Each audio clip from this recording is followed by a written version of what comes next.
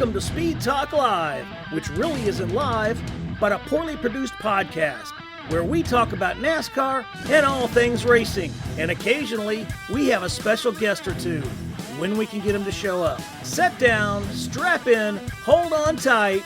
Speed Talk Live is on the air. Green flag, green, green. Go, go, go, go. Welcome, everybody, to Speed Talk Live this week. Coming out of Richmond. We're not back from it. I didn't go anywhere. We're back out of Richmond. And we have got our co-host, Owen Johnson, but with one caveat. He is not in London this week. He is back stateside. Welcome home, Owen. How are you, my friend? Doing great, Greg. Thanks for having me on. We're glad to have you back. And you're back here for spring break, your version of spring break. Of course, you go to college in England, and you're back for your spring break. So you're here with family and friends. You are going to Martinsville. We're going to talk about that. We're going to wrap up Richmond. I just got off the phone with Clint Bowyer, so we're going to have that interview. And then obviously we'll talk about the rants and look ahead to Martinsville. I almost said Martinsburg, like West Virginia. Martinsville this week, where you're going to be making your first visit. We'll talk about that. And then Cam Waters, the Australian supercar driver, will be making his debut Friday night. So we're going to talk about that. So let's talk about the Richmond race. Denny Hamlin was not the class of the field Sunday night, but he ended up winning. And it was kind of unusual because it was not necessarily that he had the dominant car. It was not necessarily that he was able to zoom through the field or anything. It was actually his pit crew, which was kind of strange because in the past, his pit crew has not necessarily been on their game. But you know what? They were Sunday night. In fact, his pit crew won the race for him. Yeah, they did. Tonight was them for sure. And I feel like I just went through a 2-year period and 2020, maybe 2021, where every time I came down pit road, I was terrified. I was like, please just only lose one spot. It was bad for a really long time. And so it's just finally has turned the page and we're going the other way now. So, these guys have been together for, I think, 3 consecutive years now. They were on Martin's team, a few years ago, but they were young. And they were making a lot of mistakes that first year, and the pit crews and the drivers got together and they wanted to make changes, and so I ended up with those guys at really the right time, right when they were starting to all click on all cylinders. So, I was certainly torn because it looked like Martin was going to win. When the caution came out, I wasn't crazy overjoyed because I always think about all the bad times on pit road, and I'm thinking, well, man, I just had a good finish, and now we have an opportunity to go backwards. But I knew that if I maximized my job on pit road, and there's so many metrics that go into being good yellow line to yellow line on pit road. The pit crew's definitely a big part of it, but me as a driver doing my job with my pit road speed, how I enter the box, how I exit the box, all that really mattered. And I knew about halfway through the stop when they dropped the jack on the right side in about 3.5 seconds, I'm like, oh boy, this is going to be a fast one. So I knew it was going to be really close, and I knew at that point, just don't stall the car. That was that would have been the most embarrassing thing that I possibly could have done, is take the win from them if I made that kind of mistake. But then, we still got to race it out on the green, white, checkered. So this is certainly the new age NASCAR of how you can win races, because it is so equal on the racetrack that really the pit crew is the ones that really make a difference when everyone's running the same speed.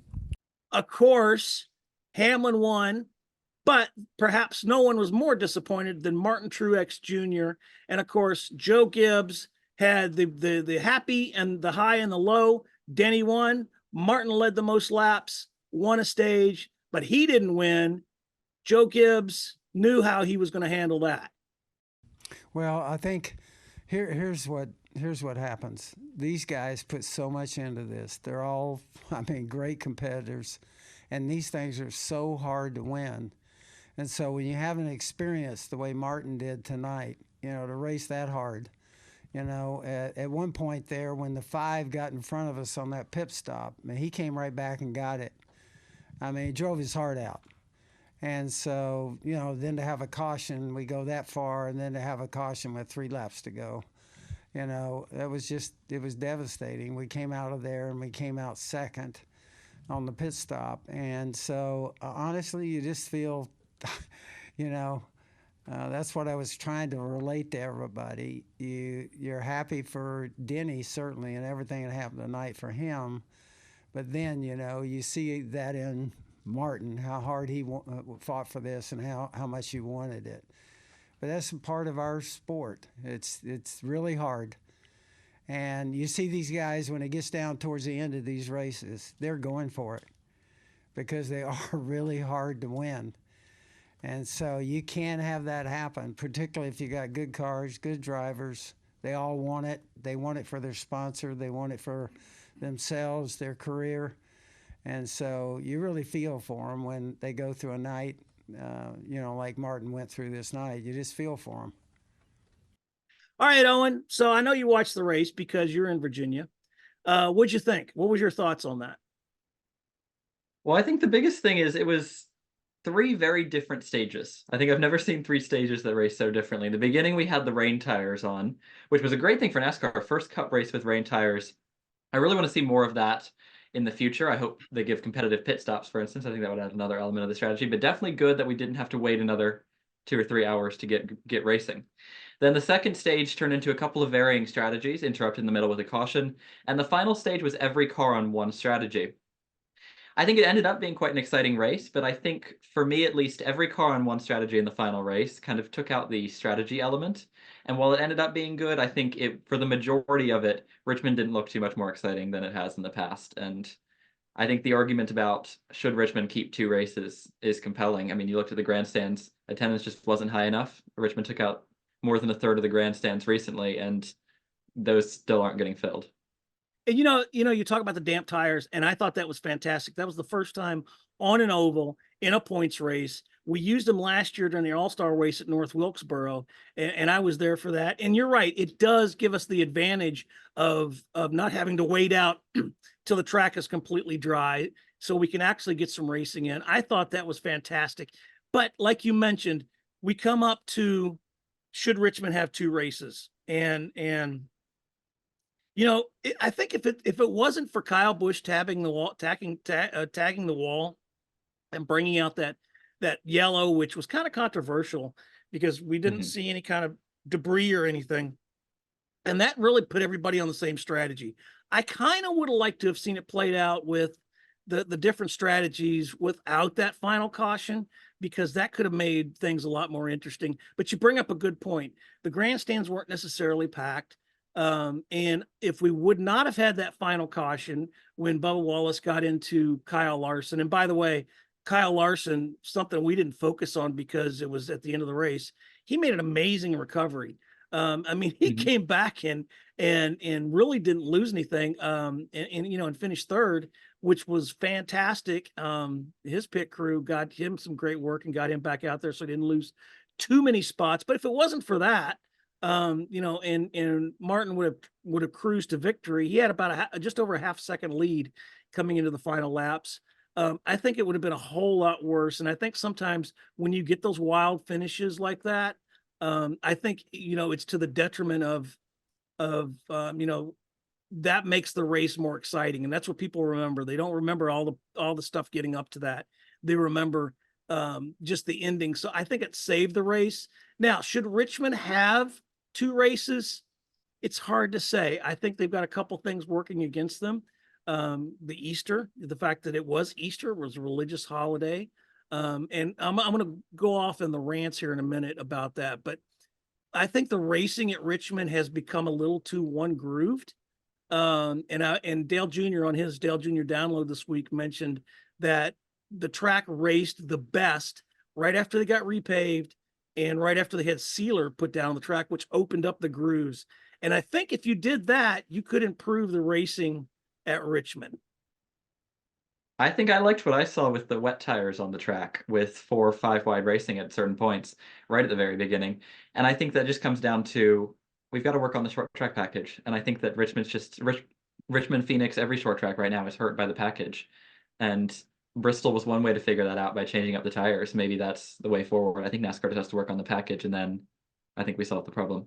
Yeah, I think we have the package, if we still work on the package, like you said, but we also, maybe we get Goodyear, we could put some fly in the ointment and get them to mess up some tires like they did at Bristol so they don't see that. I mean, that would probably improve the racing. Speaking of improving the racing, I just got off the phone, literally just got off the phone with Clint Bowyer, and a guy I've interviewed before on a couple of occasions. And obviously he's in the Fox Sports booth now. I interviewed him before when he was still driving, and he's always a great interview. I remember sitting in a conference room at Stewart Haas Racing one time interviewing him, and he's one of those guys that you ask a question and he goes off, and it's a 20-minute thing. You know, he's some of these drivers, man. They'll answer the question, they'll give you a great answer, and then it's all in a little package. Boom, they're done. Clint Bowyer, you pretty much start talking with him and you turn him loose, you let him talk. So here's my interview with Clint Bowyer. All right, we're talking to Clint Bowyer, Fox 30 or the Fox Sports now booth in the Fox Sports booth. And I'm glad to have you. Clint, we worked through some tech issues. It's raining here and storming here in Orlando. So I appreciate the punt and the regroup. How you doing, pal? Good, man. Actually headed down to Charlotte, to the wonderful Queen City of Charlotte, to do a little race hub action tonight. I'm sure, I don't know, surely to God by Wednesday night we don't have to still talk about restarts that Denny Hamlin did or did not jump the restart. But more than likely that's what they'll want to talk about, so I can give my 2 cents worth. And then moving forward to Martinsville. Nice to be home. One of my favorite racetracks, one of my last race wins, and just, pretty special to me. So can't wait to get up there and watch the boys do what they do. Let me ask you this, because you had a long, good racing career. You got out of the driver's seat in 2021, moved to the Fox booth. And I'm kind of wondering, because I remember that, because you kind of pulled the trigger on that announcement a little early. I remember that, because that was in October of 2020. But if you flash back to Pocono in 2019, you were part of the Xfinity only coverage with Harvick and Logano, and doing on Fox. Did that play into you wanting to come to Fox, or did maybe they approach you, or was it something that happened before that started this path that ended with you in the booth?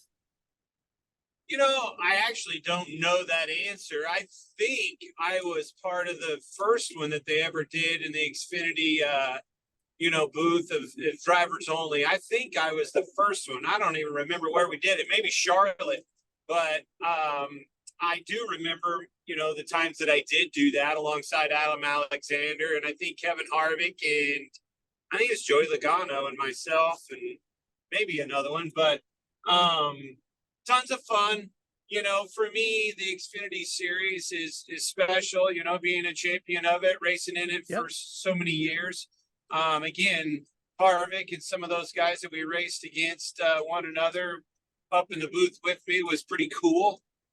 So yeah, I think it was without a doubt my first snapshot of what that booth entails, what that work entails, right? And then from there, I think we did 1 or 2, maybe 3 of those. And I don't know that it was, man, this is what I want to do. That just felt so good type of scenario. But I did enjoy it. COVID, to be honest with you, when COVID hit and we, was kind of no different than anybody else, kind of had a crap sandwich in our hand, trying to figure life out. And that was bad, and it could have been catastrophic for a sport like ours. It was for a lot of sports, but think about, the way, think about the way other sports are. And what I mean by that, of a revenue sharing, charter system, our sport, does it have a charter system? Yes. Is it revenue sharing? No. Is it across the board? No. So we rely on sponsors. And those sponsors, for the most part, are hopefully multi-year deals. And you're sitting there right in the middle of the better part of those, trying to figure out what that means. Are they void? Are we out of business? You know, our sport was in a tough time, and it was a crucial moment in our sport that we needed to figure out faster probably than other sports. And that's exactly what iRacing kind of laid in our laps. And then that's where my opportunity came from. Never forget it. Sitting around at home, to be honest with you, we'd all been kind of doing it already. We were bored, right? A bunch of racers sitting around. What do? We got on iRacing. It was almost like the timing of that was just teed up perfectly. Everybody was looking for something to do. All of us were sitting around late at night, bumming around and you know, racing each other on iRacing, trash talking at night. And it was all your peers and your buddies and, you know, all those worlds collide. I mean, I had music friends, Tim Duggar, and a lot of people that were joining in and racing us. And it was a ton of fun. Well, I think Eric Shanks and Fox kind of caught wind of that and sitting around, and I was literally on my machine racing iRacing when Eric Shanks called and said, "Hey, what are you doing?" I'm like, well, sir, I'm kind of embarrassed to say this, but I'm playing a video game with my son with Larson and a bunch of other guys racing one another from across the world and everywhere in between." He's like, "Funny you say that. What would you think about doing a race on TV live?" And I was like, "Oh, can that even happen? Like, what are you talking about?" And that's exactly what happened. I literally took my rig, loaded it in the back of my pickup, took it down to the studio, and we went racing. And honestly, had that not have happened, I think our sport would look differently right now. I know the way in which it's broadcasted. I know Fox would have been different. I know my sponsors that I had on my car would have looked different. And I may or may not have been racing. I don't know. But I can tell you, without that moment in time and that ability to be able to change directions and do something to keep us afloat for a month was very impactful and very much needed. And it did just that. It kept us afloat in a tough time. It bridged the gap to some of those sponsors. And that's real. You can't make that up. We had sponsors literally calling, "Hey, can, you know, paint schemes. We want our paint scheme on that broadcast. We want this, we want that." And it was across the board from, you know, drivers to organizations calling us to manufacturers. "We got to have this paint scheme, not that paint scheme." And then that was the challenge, right? Now we're working hand in hand with iRacing to scramble to know, not only do we have to have Brad Keselowski in the 6 car on this iRacing, now he's got to have the Hawaiian rolls on it. We got to have King's Hawaiian on it. And you can't mess that up. That can't be a mistake. That can't be a miss because there's a lot of money hinging on it. So quickly that becomes something that went from fun to saving a sport, so to speak, in a lot of ways. And all obviously was, little did I know, a job interview as well. So you harken back, we talked about the sponsors, right? And when you leave your race team, obviously, and you're no longer racing, I mean, you still got personal service contracts. Did you carry over any kind of personal service contracts? Yeah, I'm driving a Ford F-250 right now. You know, prime example, I was a Ford guy when I left, and I still am. You know, is it a different role? Am I doing it because of racing? No, but I host a lot of events for them, Q&As with drivers and stuff like that. And for me, it just keeps me connected to a manufacturer that was good to me. And it gives me a chance to give back a little bit, stay connected, and do some fun things and events with them. And it just works. I think it works for both parties. So the network and the engine of NASCAR is real. And, you know, when you're in it for almost 20 years behind the wheel and represented so many sponsors through those years, you know, that network comes back. I mean, you know, I've done things with Jack Daniels, which was one of my first sponsors. Yep, you know, and you know, so yes, those endorsement deals are still, around and alive. Is my role within them different? Absolutely. But again, I believe in the engine of NASCAR. I think if it's used, correctly, it always works for a return. And I don't care what level you're at. If the activation meets the performance on those cars and everything in between, it spits out a product worthwhile, and it always has in the 20 years that I've had it, and it still does. When you first started this, you were working with Jeff Gordon, and I know, when you're in the race car, there's drivers and then there's drivers, and there you were with Jeff Gordon, a legend of our sport. Then there's Jeff Gordon, right? Yeah, exactly. I'm not trying to take away from any of your accomplishments, but I'm saying, there's no argument that Jeff Gordon did a lot for our sport, brought a lot of eyes on it and things. Was it intimidating to be beside him in the booth when you first started? No, for me, it was everything but that. It was exciting. Jeff and I, had people only saw the run-ins on the racetrack. Jeff and I have always enjoyed one another's time away from the track. We always kind of flock to one another, maybe after hours at a year-end event, championship banquet, playoff banquets, all those fun things over the years, over that, 17, 18-year run. He was there, and we always kind of, again, flocked to one another. So absolutely not. I knew that was a big key in me going there. As a matter of fact, the only caveat to all of it that was not part of it was knowing that he could leave, and Yeah. that was where the big crap moment came from. And damn, what are we going to do now? We made do, right, and made the best of the situation, but absolutely not. I didn't know that he was leaving. I signed on for that very reason, to join, alongside Mike Joy, the legend of Mike Joy, and the legend of Jeff Gordon. I mean, I got to attach my name to that team roster, and, it meant a lot to me. It meant a lot to me that I was able to start my broadcasting career with the likes of everybody's heroes. I mean, you can look back at any given impactful moment on the racetrack and hear Mike Joy's voice covering it. And I don't care what, decade it's from.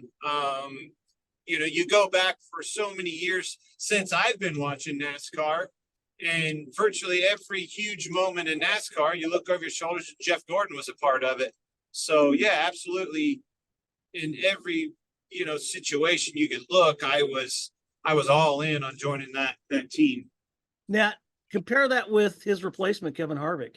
What's the comparison now that you're sharing it with Kevin? Well, first of all, let's go back and there was 2 years there that we had to wait for Kevin. Yeah. I kind of knew that, I was patient. I didn't know what they were going to do. In TV, you just never know. Your bosses are in LA. They're working on football. They're working on baseball and everything in between, soccer. Literally all facets of sports. And you don't get to sit down with them on a weekly basis or have a phone call with them on a weekly basis and know what they're thinking all the time. And that's just TV. I've learned that. I don't care what organization it is or what network, it's that way. So, I could, through conversation, through reading between the lines, I knew the wish list after a short amount of time of nobody plugging that hole. It became pretty evident that it was Kevin Harvick for me. So, that just went without saying. That being said, okay, there's the play, but what are we going to do for 2 years? And, that's when it kind of, again, just fell into play. Well, how about, through conversation, what, man, it might be cool to have, how about if we could get Gordon back a couple times or get a Tony Stewart show up? How cool would that be, or Matt Kenseth, another champion, or, this gave us an opportunity while we're waiting to try some things, out of the ordinary and reach outside the box and see what we could come up with. A lot of fun because of that scenario, but it came with a lot of challenges that I didn't foresee. I know my strengths and weaknesses. I know that, I'm a pretty easy conversation. I know that, everybody knows what they're good at and whatnot. You don't really need to be told that. That being said, I figured it would be pretty easy to bring in just about anybody and be able to have some banter, have some rapport with one another, bounce a couple ideas or scenarios off of them and see what they say, and then, be able to figure it out from there, so to speak. The hardest part about having somebody in there different week in and week out is just taking care of business is what I call it. And what I mean by that is, you're almost doing an interview with them instead of when they have the ball, like Jeff Gordon or now even Kevin Harvick, with the time that he's had in a month and a half, you can let him go. You don't have to think about or listen, consciously tell yourself to pay attention to what he's saying, because they haven't been at the track in a while, and you don't want them to, it was my job to make them look good. And that's the responsibility that I took within it.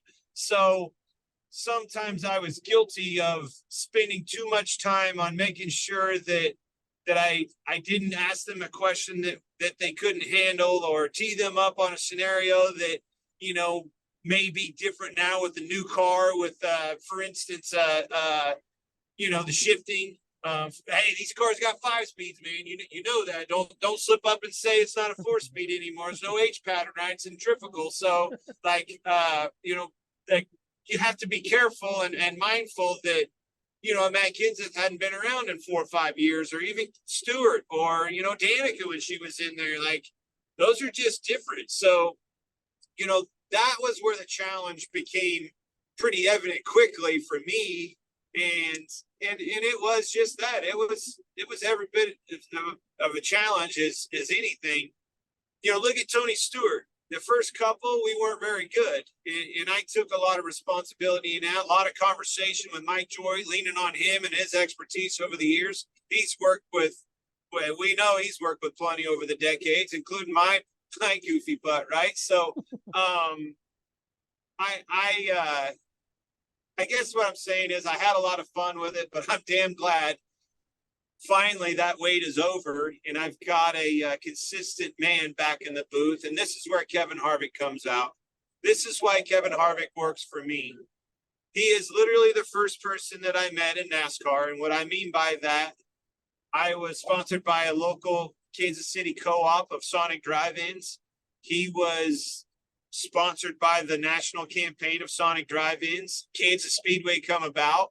The local Sonic Drive-In owner said, hey, would you bring your late model up? I want to do a Sonic Drive-In night.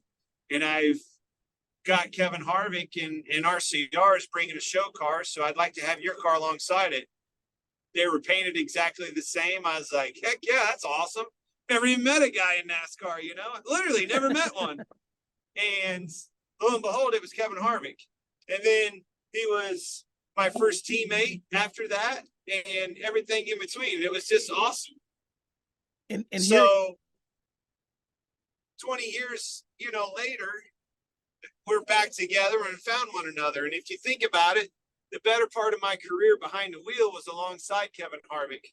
I drove alongside him at RCR. I shared a car, my very first car, it was an Xfinity car that we shared, the 21 car. I drove for him at KHI in trucks and Xfinity. I think I won in both. And then I took off, and then he took off, and then here we are back together at Stewart Haas to end my career, and then flip the page 5 years later, and now we're standing next to one another in the booth. So we can't get away from one another. I'm sure I'm as big a pain in his butt as he is mine. But we know one another. We trust one another. We have each other's back. And when you have that bond, much like I had with Jeff, you can rib on one another and know you're not going to hurt their feelings and know it's coming from the right place. You can correct one another and know you're not going to do that. You can aid one another, right? And work off one another. My energy is not his energy, you know, and again, strengths and weaknesses. He's much more polished and thoughtful than I am. I'm pull the trigger and figure it out later. I have the energy, he probably doesn't. And that's why it works, you know, it's literally I'm everything he's not and vice versa. And it does work, and it works very well. I mean, seeing you guys in the booth together is really has been great, fantastic. And I can tell the chemistry's there, and I can tell that you guys are feeding off each other. And I think it's, you know, the fans win in that case. But let's finish it up with this, because you had the grind for almost 20 years, 36 races a year, testing and whatever else you were pulled into with sponsors. You're still going to every race for half the year.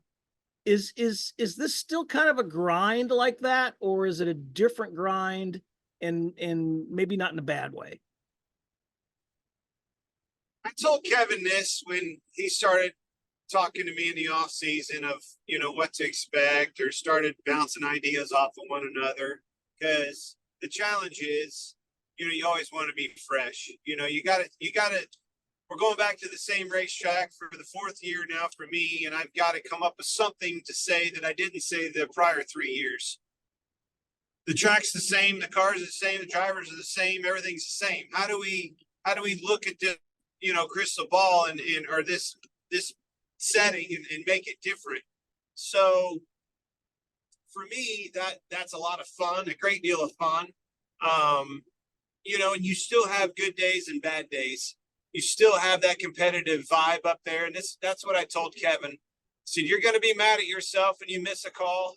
I was this weekend. I didn't necessarily do as good as I could have done on, you know, 2 scenarios there at the end of the race. You know, I wish that I would have worded a couple things a little bit different on the restart. I still feel like in my mind, I meant what I said. I would stand by that, but I'd have said it a little differently.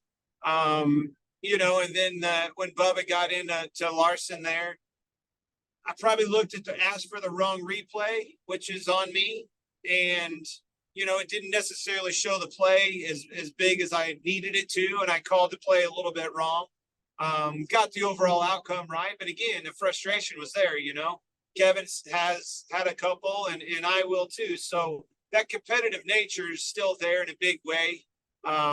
It feels good when that baby slides in a slot, you say the right thing, or you tee up a scenario and, you know, you tell the guys, hey, you need to get on Tyler Reddick right here. Him and they're going to get into it, and boom, it happens. You're like, told you, you know, that feels so good, just like it did in that race car.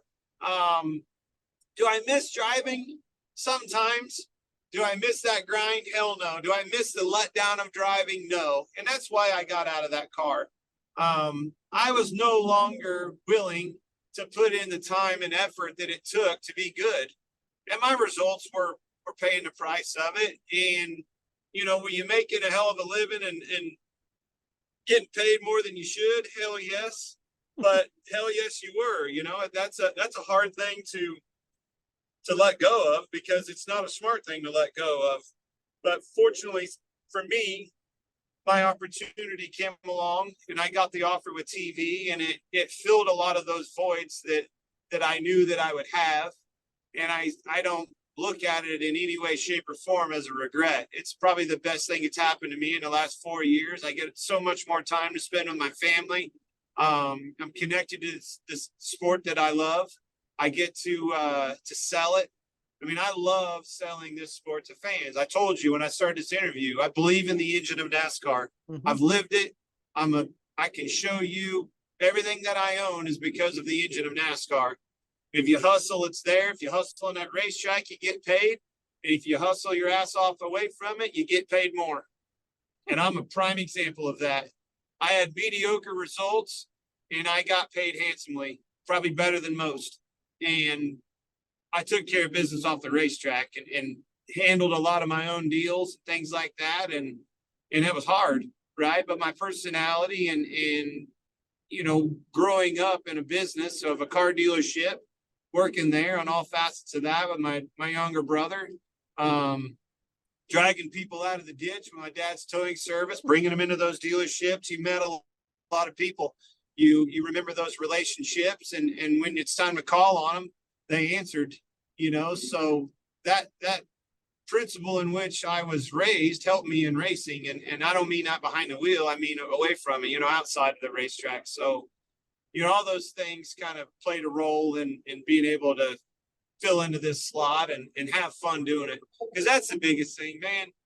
It is a grind, and if you're not enjoying it, it's going to show. Mm-hmm. I got to the point in that car, I didn't like it. And, I can't hide my emotions. When I see that's my biggest problem. When I see a boring race, I'm going to tell you, folks, I don't know how to tell you any different. Kyle Larson's, he's going to win.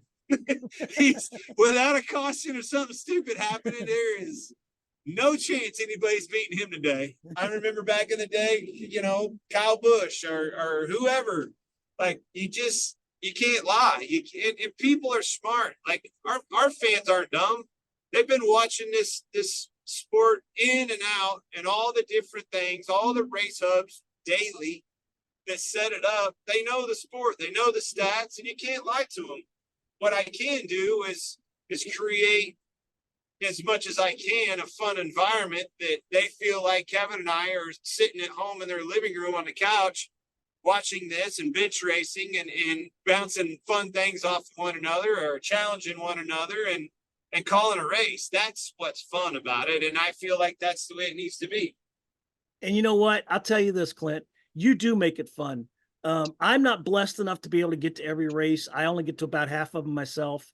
But watching you and watching your commentary on races and there, you do make it fun. And I can't always say that about some of the people we've had in the booth before you and Jeff, and not including Mike Joy, because Mike Joy is a national treasure. But you do make it fun. So, and I hope it's many years to come. And we open kind of mentioning Martinsville. I want to ask you this. As a member of the media, I've learned that you cheer for the stories, not necessarily for the drivers. Is that the case with you? Do you cheer for the stories more than you cheer for the drivers? It's hard for me. You have to do both. If you don't cheer for the drivers, and if it ain't for the drivers, the stories won't exist. I cheer for those drivers to be edgy. I cheer for them to go for it. I don't like a driver that lays up. And by the way, I was a driver that laid up. Yeah. We just debated this on the pre-race show last weekend. Harvick is already, one of his ideas is we're going to compare William Byron to Kyle Larson. They have pretty damn close resumes right now from their tenure with Hendrick already. And I told him, I said, you're never going to convince me that Byron is as impactful as Larson, because that Larson will look at the DNS. Larson's had 16, Byron's had 7. Yeah. Larson's won 8, he's won 10. Larson's led 4,000 more laps or something and has better top 5s and better 10s, but he's DNF more. What's that tell you? He went for it. And I like that, because without drivers like that, you don't have the cautions, you don't have the storylines, and you don't have the highlights. We need that. We need that. And I'm not saying, you asked me about drivers or storylines. I'm not just jumping on Larson's bandwagon, but I think he's a prime example. I think Kyle Busch, we have to have that guy. You got to have that guy. And if he's gone, somebody's got to fill that slot very quickly, because without those, the storylines don't come. So let me end with this. Who you got for Martinsville this weekend then? Well, it'd be somebody in a Gibbs car or Hendrick car. Unfortunately, I don't like that. No. I don't.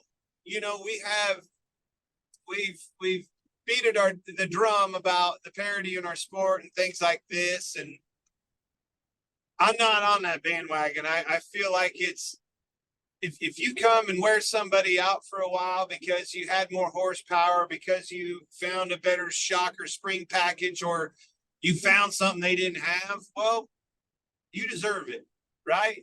But right now it's money. And really that's what it boils down to. It's money. They can say whatever they want about charters and stuff like this, but how many employees does Hendrick have, does Gibbs have compared to even Penske? The size of, Operation Penske is, Penske's a business. Those other two are a hobby. And one of them has a manufacturer for a partner. The other one is a complete hobby for this man. So when you've got a guy like him with the money he has, and the only option is to win, that's all you have to worry about. Money's not an option, but the option is to win or you're fired or figure something else out. That's a dangerous combination. I mean, you're talking 150 to 200 more employees than the third guy in line. And then now you're talking fourth and fifth guys, you're talking 300 employees.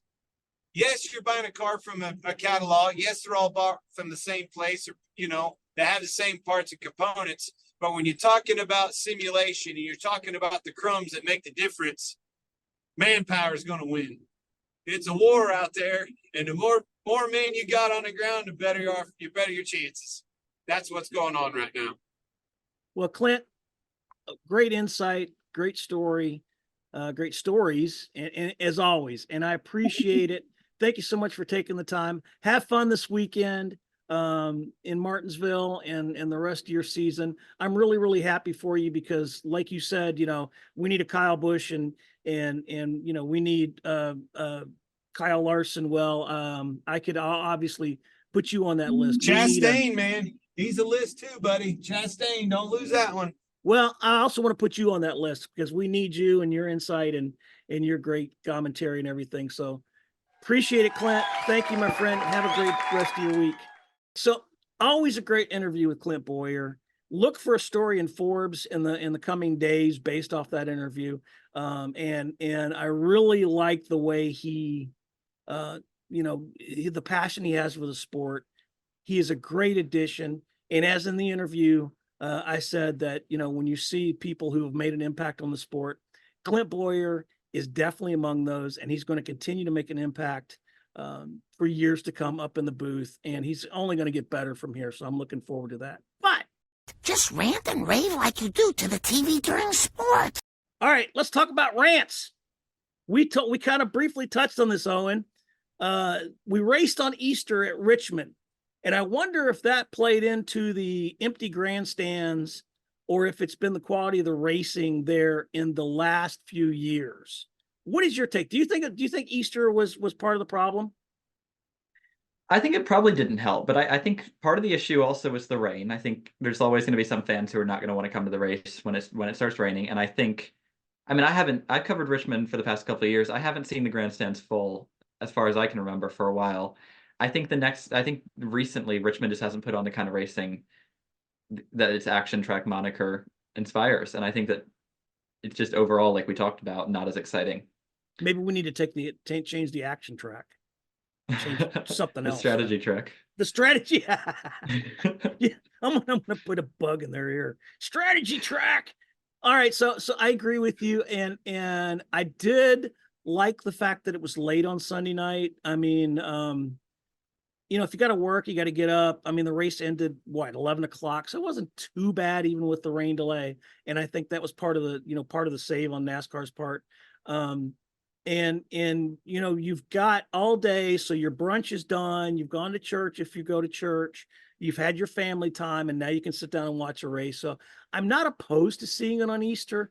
Like somebody else pointed out, Jordan Bianchi, as a matter of fact, from The Athletic, pointed out, we had the March Madness games going on. There was a hockey game. I'm a huge hockey fan. Tampa Bay Lightning, they played that day. And then the NFL plays on Christmas Day. As a matter of fact, they're going to play on Christmas Day, which is a Wednesday this year. So I think that racing on the holiday is not necessarily a factor, but I think once they improve the racing, and like you said, the short track package and maybe something with the tires, and have a reason for people to go out there. I do like it better at night.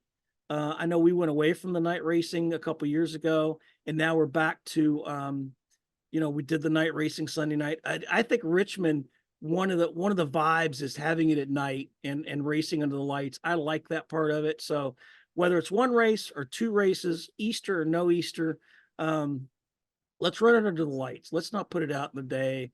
And I think that'll improve the racing a whole bunch. So, we'll see. And I think, having the holidays is not necessarily a bad thing. And I don't know if you agree with that. I think I agree with you, and I think Jeff Gluck, the other athletic contributor, pointed out that it's hard on the drivers, it's hard on the people who work in the sport. But I think to me that's the price of spectator sports. To me, it's a great family tradition to put on sports on Thanksgiving, on Christmas, with the family, watch racing on Easter. I think that's a great thing for NASCAR, and I think the ratings back that up. They were a little bit lower than Bristol Dirt last year, but their Easter ratings were, per Adam Stern, higher than they have been so far on Fox this season outside of the 500. So I think the ratings were high, and I think a lot of families probably tuned in. So we're probably going to see a race next Easter, whether that's Richmond or not. We'll see. And then of course we're going to race on Mother's Day at Darlington, which I remember when that started many years ago, and they were saying, oh, it's going to go in the crapper, and it turned out to be great. And now it's a tradition, and I think I love it. So we also had the Richmond restart, the final restart, where they said Hamlin jumped the restart. And then the NASCAR officials later admitted they may have missed a call, but it was the end of the race, and they really didn't have time to change it. And I agree with one of them. What Elton Sawyer, who's the competition director, said. There's no doubt he admitted that no doubt Hamlin rolled early, but it's a bang bang call. It's the end of the race, live sporting event. We don't have the luxury of timeout to review and make that call.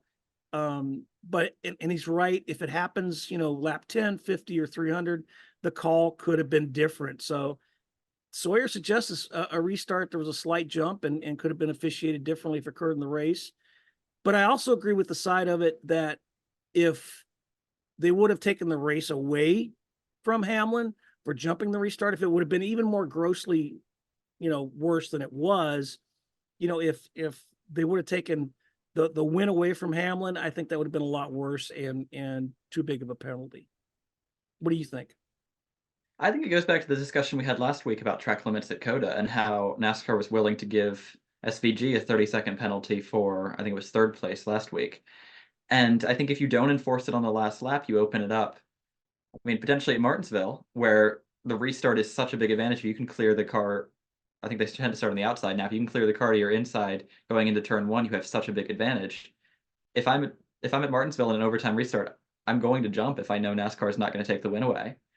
I think it opens up that kind of that perverse incentive almost. And I like that NASCAR is open about it, but I think there comes a point where you have to enforce it.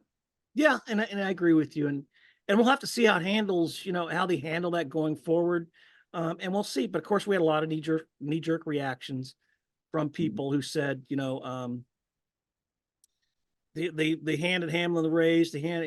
I don't think so, because Hamlin was quick at the end, and his pit crew did get him out before everybody else.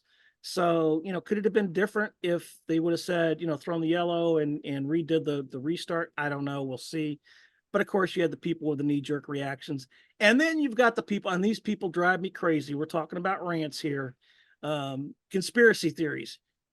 I have never been a believer in conspiracy theories, especially not in NASCAR, but nowhere else either, simply because to do a conspiracy theory, you have to have too many people involved. And somebody is actually going to end up saying something if they try to turn around and say, we never landed on the moon. Well, you've got too many people involved in that. And the same thing as in NASCAR. The industry is competitive. And if somebody, if they paid off somebody that said, we want you to finish second, and here's an extra $100,000 or whatever, somebody's going to end up paying a lot more to find out the truth. So there's no conspiracy theory there. And I know you're smart enough, future lawyer and all, that you probably feel the same way about conspiracy theories. Oh, I agree with you. I think the one thing that I've seen interesting just in the sports industry in general is some of the allegations of that in, I think it's baseball, where some players are with the rise of sports betting, potentially playing less to make sure that some of these parlays hit. So I wonder if sports betting might change that. But for me, I don't see any conspiracies in that restart.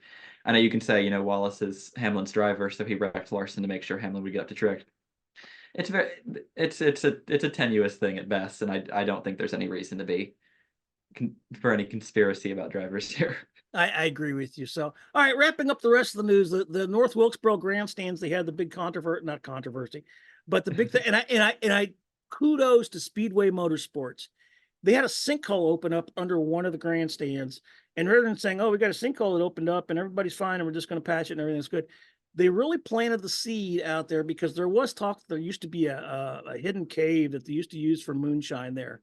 And that used to be a legend. So they played off of that, and I thought it was great piece of PR, because it got everybody's attention. It was a viral story.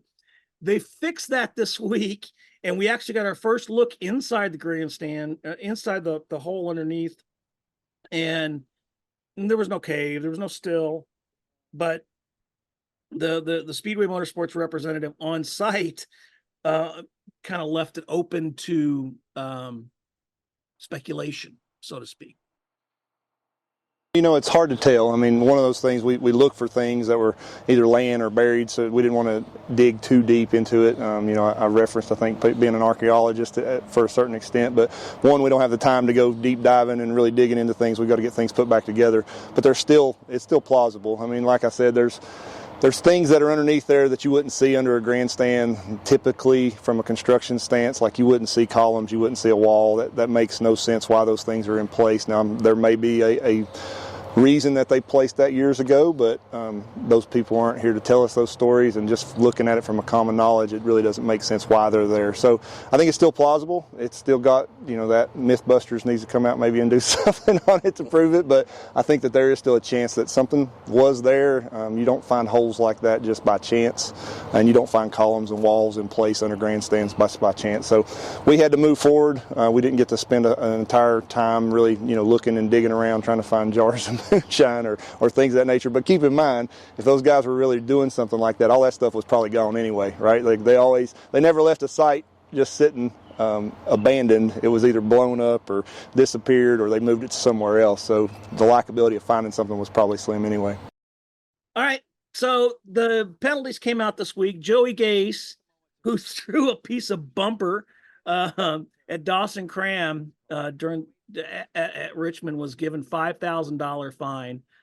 Brock Beard argued that Joey Gase shouldn't be penalized more than a slap on the wrist, but I think NASCAR made it clearly known that you shouldn't be throwing parts and pieces on the track, and $5,000 is a big deal to people like Joey Gase, and I don't know. He deserved it, I think, but we want to have the emotions, and we want to have that kind of stuff on the track. What do you think about that, Owen? I think there's a fine line between emotions and, throwing an entire bumper at someone, walking into the line of cars under caution, throwing a bumper at someone. I think, it's going to be on the highlight reel, just like Brock Beard said. And I as a side note, I think Brock is great for NASCAR. He has some great, strong opinions, and I love the way he presents it. And on this one, I just have to disagree with him, because there's a time and a place for emotions. In the interview, great. Talk about how, he's not showing you any respect, but then don't go and put yourself in danger, put him in danger. If that sheet metal hits the wrong way, if you fall into the racing line, there's plenty of ways that could go wrong. And I don't think we need to be encouraging that as emotion in the sport. So there you go. You think he deserves a bigger penalty, I'm assuming. I do. I think, it's just opening the door for more of it.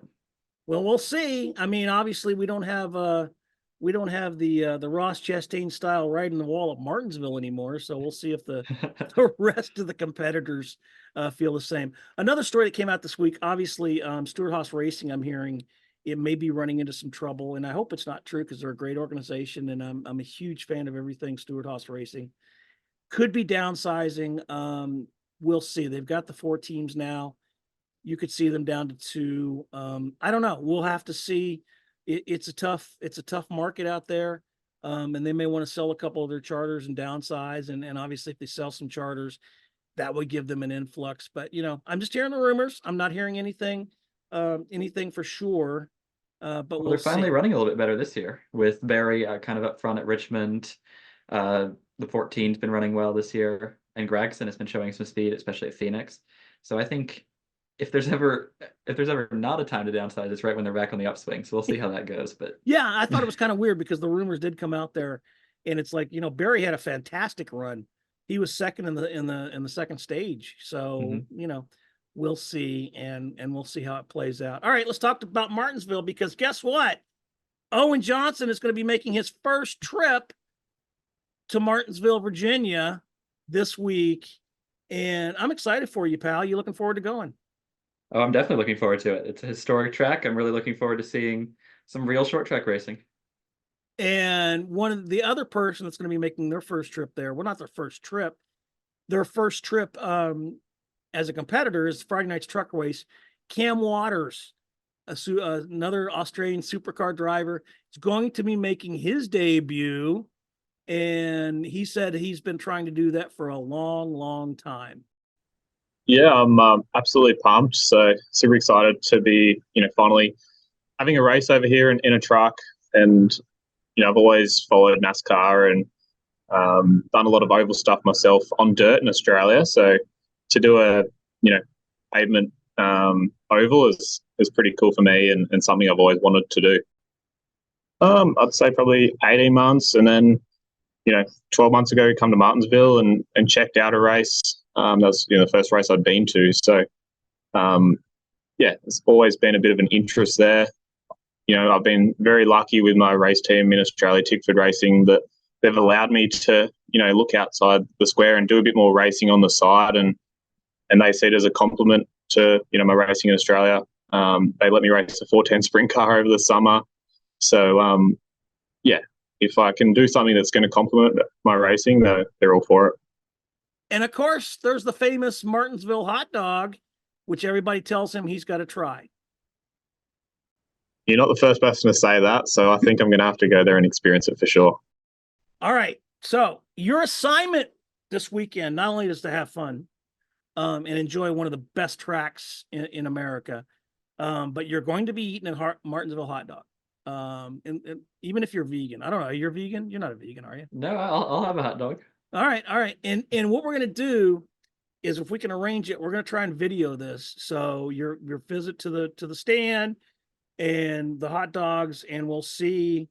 So I'm looking forward to that, but also look forward to your coverage this weekend from Martinsville. I know you're gonna have a blast. I'll be there in the fall, and maybe if you're back from school in the fall, we can both be there. That'll be great.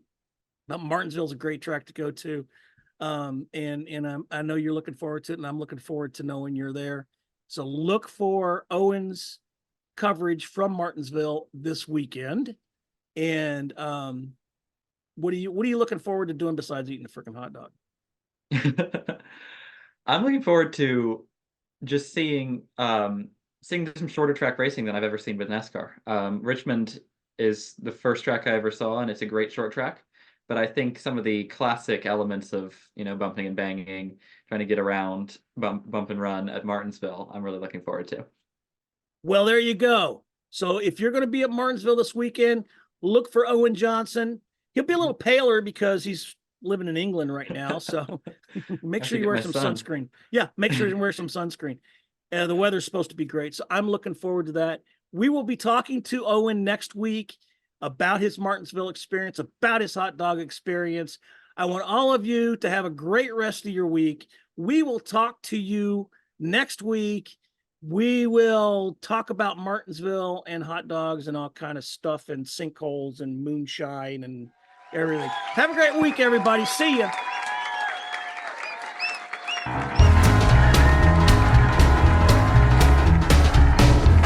Thanks for listening to Speed Talk Live. For questions, or just to tell us how bad our production is, or to leave other feedback, leave us a comment below. For all the latest NASCAR news, visit www.cupscene.com. Until next time, peace out, and let's go racing.